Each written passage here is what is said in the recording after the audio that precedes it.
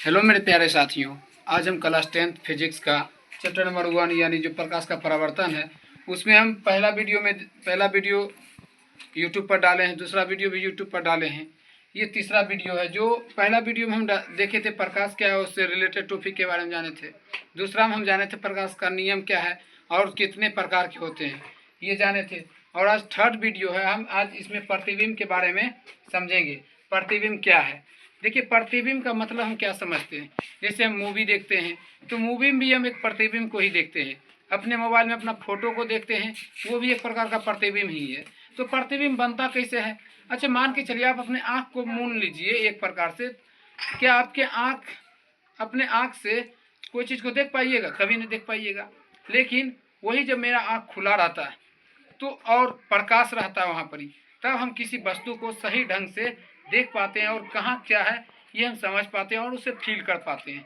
लेकिन बट अगर कहीं भी प्रकाश नहीं रहेगा तो वहाँ पर हम नहीं देख सकते हैं। तो इसी प्रकार से तो प्रतिबिंब बनता है तभी। तो प्रतिबिंब कैसे बनता है ये हम समझते हैं। जब जैसे देखिए, ये मेरा मार्कर है। हम मार्कर को कब देखेंगे?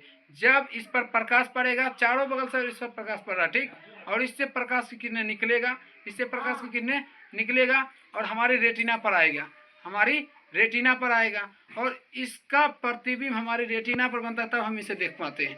तो एक प्रकार से ये इसे हम देख रहे हैं थोड़े, ये तो एक प्रकार इसे हम तब देख पाते हैं जब इसका प्रतिबिंब हमारी आंखों पर बना। तो उसी प्रकार हम कह सकते हैं, देखिए इस पर चारों बगल से प्रकाश आया और इससे प्रकाश निकला, हमारी आंखों तक आया। तो उसी प्रकार से हम कह सकते हैं किसी बिंदु स्रोत से आती प्रकाश की किरणें, किसी बिंदु स्रोत से आती प्रकाश की किरणें दर्पण से परावर्तन के बाद। देखिए, एक चीज हम आपको समझाना चाहते हैं, देख लीजिए, समझिए। जैसे दर्पण पढ़ रहे हैं तो दर्पण में हम परावर्तन के नियम को पढ़ते हैं। दर्पण में क्या पढ़ते हैं? परावर्तन के नियम को पढ़ते हैं। और जब हम लेंस पढ़ेंगे, क्या पढ़ेंगे? लेंस पढ़ेंगे। तो लेंस में हम अपवर्तन के नियम को पढ़ेंगे। क्या पढ़ेंगे? अपवर्तन के नियम को पढ़ेंगे। यानी पूरा दर्पण परावर्तन के नियम पर बेस्ड है और पूरा लेंस अपवर्तन के नियम पर बेस्ड है, ठीक है। अब देखिए प्रतिबिंब का परिभाषा।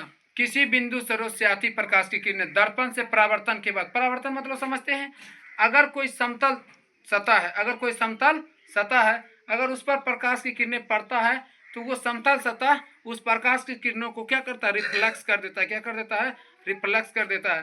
देखिए, जैसे ये समतल सतह है, अगर इस पर जय प्रकाश की किरणें पड़ेगा तो ये समतल सतह उस प्रकाश की किरणें को क्या कर देगा? रिफ्लेक्स कर देगा। तो इसी को परावर्तन कहते हैं।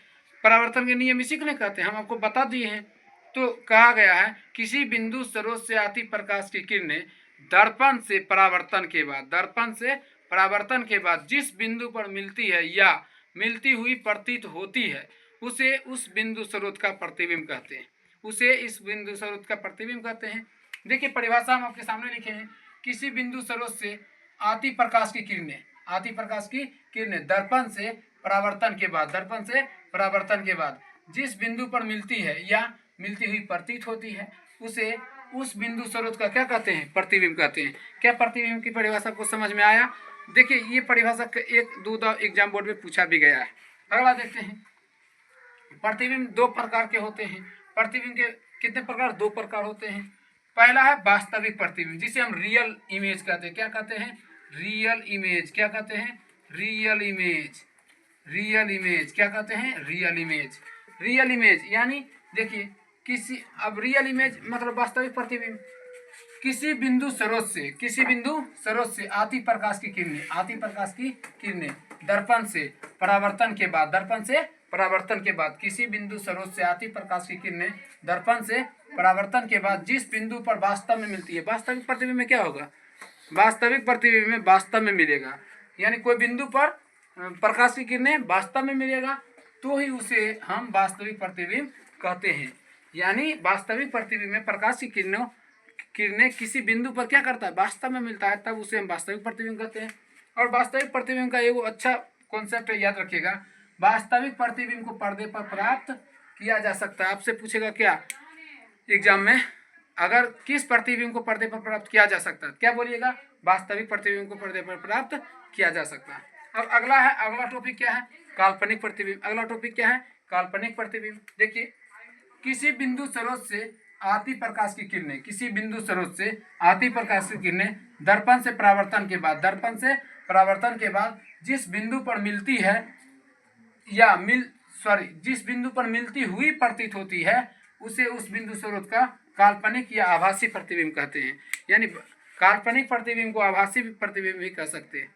तो देखिए, किसी बिंदु स्रोत से आती प्रकाश की किरणें दर्पण से परावर्तन के बाद जिस बिंदु पर मिलती हुई प्रतीत होती है उसे उस बिंदु स्रोत का काल्पनिक या आभासी प्रतिबिंब कहते हैं। और एक चीज इसमें भी याद रखिएगा, आभासी या काल्पनिक प्रतिबिंब को पर्दे पर प्राप्त नहीं किया जा सकता। आभासी या काल्पनिक प्रतिबिंब को पर्दे पर प्राप्त नहीं किया जा सकता। देखिए, प्रतिबिंब से रिलेटेड जितने भी टॉपिक था बताए। प्रतिबिंब क्या है, प्रतिबिंब कितने प्रकार के होते हैं, यहाँ तक हम समझाए। देखिए,